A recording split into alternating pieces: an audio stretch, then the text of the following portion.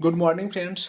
आपका स्वागत है हमारे YouTube channel learning point with Abhishek में। अगर आप चैनल पर पहली बार आए हैं तो चैनल को सब्सक्राइब कर लीजिए और बेल आइकन प्रेस कीजिए ताकि आपको डेली डिक्टेशन मिल सके। 90 शब्द प्रति डिक्टेशन स्टार्ट। सामान्य स्थितियों में जरूरी चीज़ों की कीमतों में उतार चढ़ाव का आम लोगों पर बहुत ज़्यादा असर नहीं पड़ता है, लेकिन जब आय के साधनों की अनिश्चितता छाई हो तो ऐसे में जरूरी उपभोग की चीज़ों की कीमतों में मामूली बढ़ोतरी भी नया तनाव दे जाती है।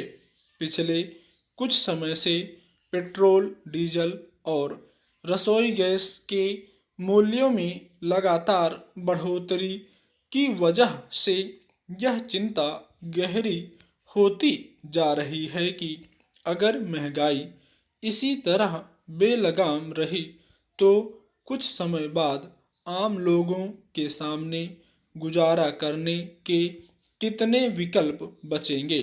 गौरतलब है कि देश के कई शहरों में पेट्रोल के दाम जहां लगभग 100 रुपये प्रति लीटर तक पहुंच गए हैं, वहीं डीजल भी 80 रुपये प्रति लीटर से ज़्यादा के भाव पर बिक रहा है।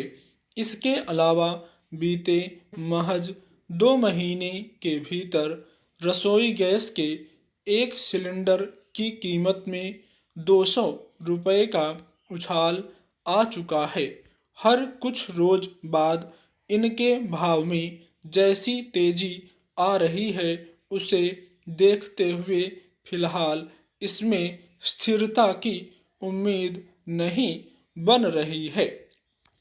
सवाल है कि जिस दौर में लोग पहले ही गिरती आमदनी के बरक्स बढ़ती महंगाई से परेशान हैं, उसमें क्या सरकार के हाथ से सब छूटता जा रहा है और वह महंगाई पर रोक लगाने में सक्षम नहीं है। जब सवाल उठते हैं तब सरकार की दलील होती है कि तेल की कीमतों पर लगाम लगाना उसके हाथ में नहीं है और ये अंतर्राष्ट्रीय भाव के मुताबिक घटती बढ़ती हैं। मगर जब अंतर्राष्ट्रीय बाजार में कच्चे तेल की कीमतें मध्यम स्तर पर बनी हुई हैं, तब भी देश में पेट्रोल, डीजल और रसोई गैस के भाव आसमान क्यों छू रहे हैं। फिर जब कच्चे तेल की अंतर्राष्ट्रीय कीमतों में काफ़ी उतार देखा गया था, तब भी क्या उससे राहत देश के आम लोगों को मिल सकी।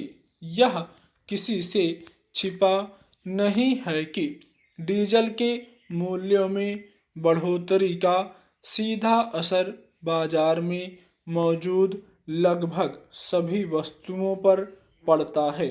दरअसल वस्तुओं की आपूर्ति आमतौर पर डीजल चालित वाहनों पर निर्भर होती है और डीजल के दाम में बढ़ोतरी के साथ माल ढुलाई भी बढ़ती है, जिसके असर में खुदरा वस्तुओं की कीमतें बढ़ जाती हैं। पिछले करीब साल भर से महामारी की मार के चलते बाजार से लगभग रोजगार के तमाम क्षेत्रों की हालत किसी से छिपी नहीं है। हालत यह है कि लोगों की आमदनी तो घट या फिर ठहर गई है, लेकिन अमूमन हर वस्तु के मूल्य में बढ़ोतरी के साथ उनके खर्चे भी बढ़ गए हैं। महामारी के संक्रमण की रोकथाम के लिए लगाई गई पूर्णबंदी के दौरान करोड़ों लोगों की रोजी रोटी छिन गई और सब कुछ बंद रहने की वजह से आय का भी कोई जरिया नहीं रहा था। स्टॉप।